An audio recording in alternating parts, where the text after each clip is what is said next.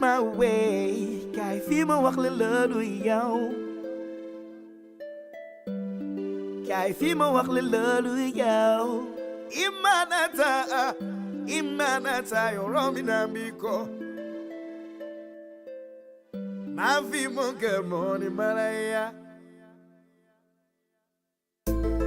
chérie yow la du keneen yaay sama lu ne ak fu ne yow rek yow la nopp. Hey guys, welcome back to our channel. Aisha here. Today I'm gonna make a short video, just a commentary video about a film that's going on in Senegal. So I'm gonna make this video in Wolof/French. I'm so sorry. If you would like for me to go ahead and do a translation video in English, I'll be more than happy to do it. Just request it on the comments. If you are new to this channel, please go ahead and subscribe and welcome, of course. And if you are an old subscriber, thank you for watching this video. I hope you guys will like it for my Wolof and French speakers. So from here on, I'll just start speaking Wolof.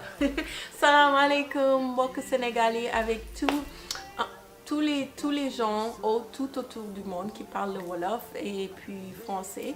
maa leen di nuyu, je vous passe le bonjour, bonsoir.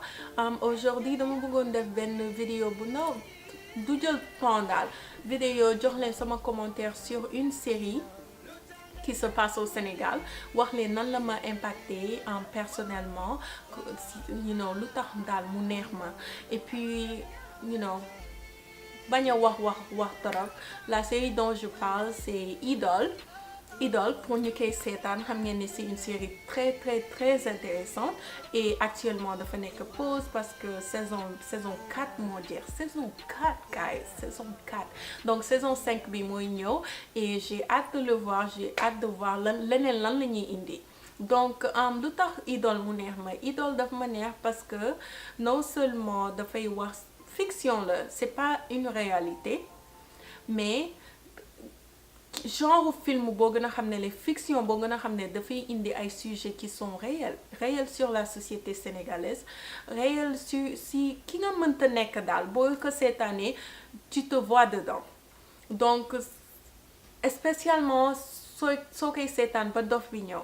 Dof bi pour moi c'est le narrateur du film et c'est le fou intello, ça man moom tur boobu laa ko jox, le fou intellectuel, parce que tout ce qu'il dit est vraiment intelligent et tout ce qu'il dit, proverbe yi muy joxe yépp, on voit la société sénégalaise là-dessus. On voit ko mënta nekk ak foo mënta nekk daal à travers de moom li muy wax tu te vois dedans, et puis tout proverbe yi muy joxe day tax histoire au film bi day gën a flow. Donc lui c'est mon acteur préféré dans le film. Idole, pourquoi j'aime Idole? Idole, je l'aime parce que non seulement tous les scènes se passent sur une salle de rédaction, parce que film bi si journalisme là, et puis donc si salle de rédaction bi tous les journalistes dañ fay ñëw di joxe seen sujet, et les sujets dont ñu ñuy dégg sujets yu bari qui sont sur la table, sujets yi ce sont des sujets réels. Donc moi le sujet que j'ai trop aimé, j'ai apprécié que indi nañ ko génne nañ ko ci lëndëm, c'est le sujet du viol. Comme on le sait au Sénégal, comme dans beaucoup de pays africains, xale jigéen yu bari dañ leen di violer, mais comme ça topic bi, sujet bi dafa nekk genre tabou naka, parce que on n'en parle pas. Donc ces gens yëfu rus ay yëfu sutura, même soo ko waxee sa yaay ak sa papa duñ ko bëgg daal wax, parce que genre sujet boobu mën na tax toi en tant que fille mën na affecter daal, est-ce que yow di nga mën a am jëkkër ëllëg parce que wax yu mel noonu.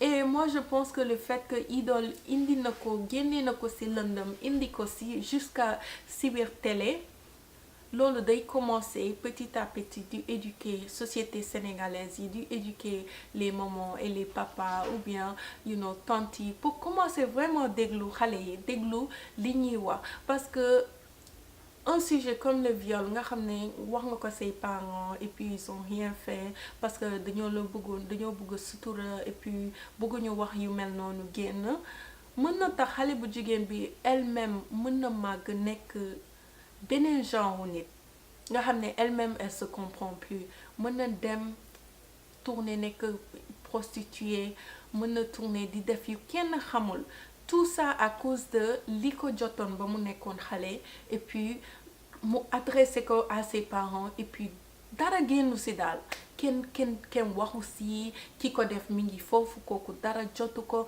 vraiment. Donc moi j'ai aimé le fait que une série comme Idole commencé na def na génnee na loolu si lumière bi génnee na sujet bi même que c'est pas demain les parents vont commencer à écouter à leurs enfants mais dinañ si bàyyi xel. Donc ça j'ai trop aimé sur le film. J'ai aimé le fou, j'aime le fou parce que film bi jeexagul donc dafa nekk pause pour l'instant. J'aime le fou parce que proverbe yi muy wax yëpp man personnellement, pour les gens qui me connaissent, man nitu retard là, je suis toujours en retard et non seulement je suis toujours en retard et je suis pas fière de le dire mais man damay daw tout le temps ku ma gis damay daw parce que je suis toujours en retard. Donc am na maa ngi ko doon seetaan benn jour et le fou il a dit l'heure c'est l'heure, avant l'heure c'est l'heure, mais après l'heure il n'est plus l'heure. Donc man bu mu waree commencer liggéey à 9h may génn suñu kër à 8h50 commencer di daw di bëgg a dugg oto dugg lii mais attends après 9h bi may daw 10 minutes yooyu du ma egg liggéeykaay 10 minutes yooyu du ma egg école. Donc lan lay daw ak fu may dem parce que après l'heure ce n'est plus l'heure. Donc pour vous dire que proverbe yu mel noonu man je me vois dedans tout le temps. Am na beneen proverbe bu mu naan lan la wax sax mu ne un jour on vit, un jour on meurt et un jour on est là. Donc benn bis ñu ngi fii beneen bis vraiment ñu ngi vivre suñu vie après beneen bis on n'est plus là et loolu réalité la. And then il ajoute prenez la vie comme un savon. Just saabu ni nga koy utiliser muy jeex àdduna tamit noonu lay jeexee. Donc man loolu bu ma ko déggee même si je voulais am na ay affaires yu may affecté muy bëgg a mer je me dis mais attends est-ce que jar na ko mer bañ a mer happy bañ a happy la vie continue te tamit la vie nu mu continuer ak nu mu mënti dem dafa am fin.